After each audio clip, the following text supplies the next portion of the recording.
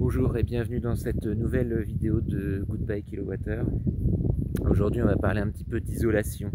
Alors isolation principalement des murs par l'intérieur notamment.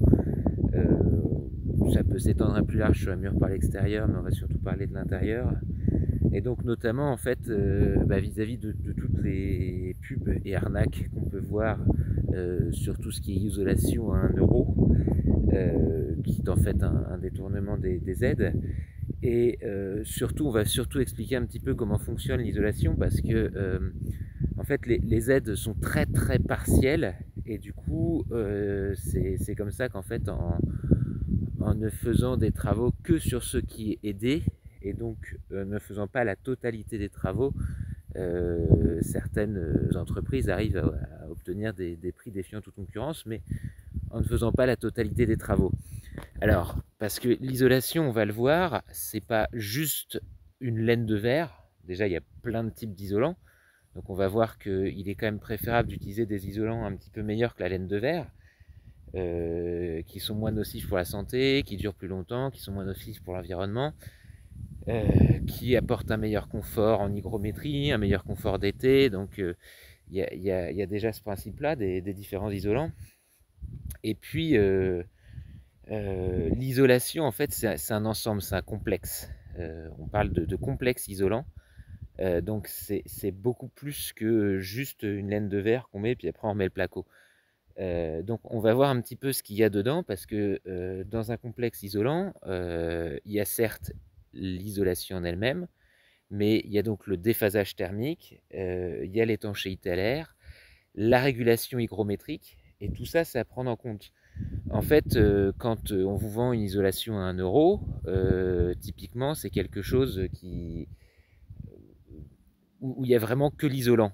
Et quand il n'y a que l'isolant, bah en fait, c'est comme si, je sais pas moi, on vous vendait une voiture, mais dedans, il n'y a pas l'autoradio, il n'y a pas le chauffage, que sais-je.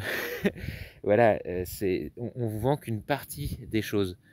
Et donc, on va voir là, du coup, dans cette vidéo, comment se fait un complexe isolant complet et quel prix ça a. Et pourquoi un complexe isolant, ça peut arriver à 110, 120 euros le mètre carré parce qu'il y a des points singuliers, parce qu'il y a tout un tas de choses pour vraiment bien finir les choses. Et alors, c'est aidé, certes, mais il reste quand même quelque chose à charge et on va vous expliquer pourquoi. Alors un isolant, ça se pose pas n'importe comment, ça se met sur un support. Donc ici, on a des appuis pour faire de l'isolation par l'intérieur sur les murs. Donc voilà, une boîte comme celle-ci, ça coûte 50 euros. Donc il va falloir mettre ces appuis pour venir mettre l'isolant dessus. Parce que si on monte bêtement l'isolant derrière une ossature métallique, comme ça se fait souvent, l'isolant il va se tasser. Donc vous allez avoir des gros ponts thermiques et puis des points d'humidité qui vont apparaître. Et donc du coup on place ça. Donc il y a un côté qui se met sur le mur et puis l'autre côté qui se ferme sur le placo avec cet élément-là. Et puis ici on voit qu'il y a un élément intermédiaire sur lequel on va revenir plus tard avec les membranes. Mais ça, c'est un élément qu'on vient mettre systématiquement sur chaque suspente pour mettre les membranes. Enfin, c'est même deux éléments en fait. Il y a une rosace et puis un joint pour pouvoir garantir l'étanchéité à l'air du, de l'isolation. Et sachant que nous, on fait en sorte qu'il y ait toujours un vide derrière pour éviter de percer la membrane systématiquement dès qu'on perce le placo. Parce que c'est pareil, vous faites une isolation avec étanchéité à l'air que vous percez directement, et bah ça n'a plus aucune utilité. Donc voilà, ça aussi ça a un coût. Si on veut que ce soit bien posé, et bah on va devoir mettre ça correctement. Alors l'isolant c'est pareil, on peut mettre des isolants d'entrée de gamme, donc c'est ce qu'on voit très souvent. Les isolants d'entrée de gamme isolent relativement bien, par contre ils ont une durée de vie un peu plus courte. Et surtout, un isolant d'entrée de gamme, il ne va pas offrir toutes les caractéristiques possibles. Donc typiquement, si on veut vraiment avoir une bonne isolation bien faite, on peut aller sur des isolants comme celui-ci, qui sont de la fibre de bois, qui sont des isolants à base de matériaux écologiques. Donc déjà, il y a moins d'énergie grise de perdu. Si, bon, alors là, c'est pas dans votre maison directement, mais vous avez un impact sur l'environnement quand vous mettez de la laine de verre ou de la laine de roche par rapport à de la laine de bois. Et la laine de bois, surtout, alors, c'est quelque chose de beaucoup plus rigide. Donc, il y aura moins de trous par tassement, d'une part, beaucoup plus dense. Donc, ce qui va se passer, c'est qu'il va y avoir plus d'inertie. Donc, plus d'inertie, c'est un meilleur confort. Et surtout, les fibres minérales, en fait, ne gèrent pas la vapeur d'eau aussi bien que les fibres végétales qu'on a comme dans le bois. Donc là aussi, une meilleure capacité à encaisser des variations d'humidité. Donc un matériau plus cher, mais là encore, une isolation mieux faite. Donc là-dessus, on va avoir moins de points de rosée dans les murs, on va avoir un meilleur confort et un impact moindre sur l'environnement. Donc voilà, là encore, on peut aller sur faire les bourrins pour aller à 1 euro, mais avec ça, on est sûr de ce qu'on fait. Et puis bah, quand on met une isolation bien faite, on en a pour 50 ans. Donc autant bien la faire directement. Donc venons donc maintenant à l'étanchéité à l'air, on en a parlé. Alors l'étanchéité à l'air, elle est essentielle, hein, puisque au-delà d'un certain niveau d'isolation, si on n'a pas fait d'étanchéité à l'air, elle n'a aucune utilité, enfin elle n'a pas d'utilité supplémentaire d'isoler plus, puisque il y a un point à partir duquel les fuites d'air sont, bah, deviennent prédominantes sur l'isolation si on a déjà mis beaucoup d'isolant. Et puis, une isolation, c'est des changements de température et d'hygrométrie au sein de l'isolant. Donc, ça veut dire aussi risque de condensation. Condensation dans un isolant, c'est l'isolant qui ne fonctionne plus. Donc, isoler pour avoir un isolant qui ne fonctionne pas, ça n'a aucune utilité. Et puis, deux, c'est apparition de moisissures, de pathologie du bâtiment. Donc, il va falloir mettre des membranes d'étanchéité à l'air, frein vapeur ou par vapeur. Donc, on ne met pas n'importe quoi pour faire de l'étanchéité à l'air, on ne met pas un plastique. On met des membranes. Alors, chaque zone a en fait son type de membrane. Et donc, voilà, ça c'est une membrane. Alors ça c'est une membrane haut de gamme, la Myrex de chez Siga. Alors, encore une fois, je vais pas faire de la pub pour l'un plus que pour l'autre. Il y a des membranes chez Isover, il y a des membranes chez Proclima. Bon là c'est celle-ci que j'ai. Une membrane comme celle-ci, 75 mètres carrés, il y en a pour un peu plus de 200 euros. Plus la pose, qui est franchement pas évidente. Voilà, alors si on regarde un petit peu l'étanchéité à l'air, nous on a le, dans notre atelier, on a le guide, hein, parce que il y a effectivement chaque zone de la maison qui a sa particularité, ses éléments. Donc les éléments annexes d'étanchéité à l'air qu'on va voir aussi. Donc nous on a tout un tableau, donc on sait quelle membrane on met à chaque fois.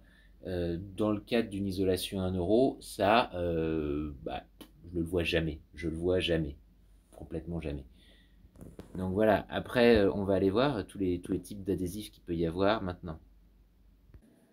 Alors l'étanchéité à l'air et donc la gestion de la migration de la vapeur d'eau, parce que les deux vont évidemment toujours de pair, ça s'accompagne d'aussi tout un tas de matériel, et du matériel qui coûte cher, hein, euh,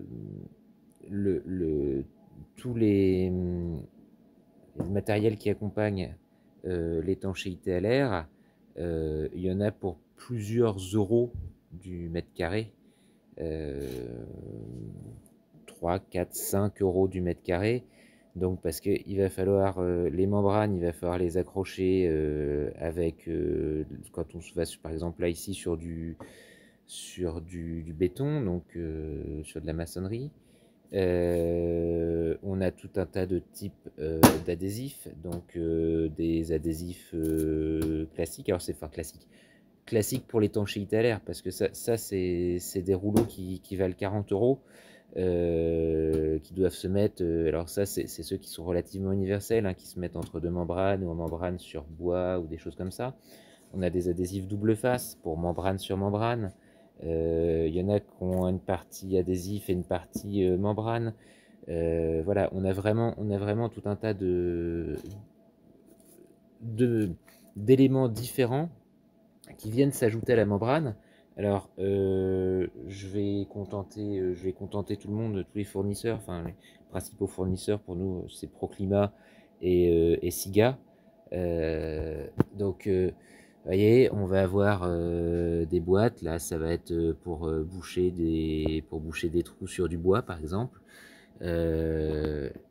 Là, celui-ci, ça vient plutôt sur des éléments maçonnés. Alors, je vous mets pas le détail. Ceux-là, par exemple, c'est pour faire des passages au travers de membrane. Vous voyez, on a toute une liste. Voilà, typiquement les bords de menuiserie, quasiment tout le temps oublié, les bords de menuiserie. Bah ça, sur un bord de menuiserie, c'est un coût qui est assez élevé. Donc, tous ces éléments-là, c'est des éléments qui viennent en plus du prix de la membrane et de l'isolation.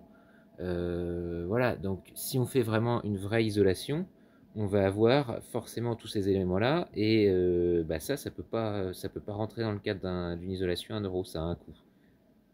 Alors voilà, la vidéo est maintenant terminée.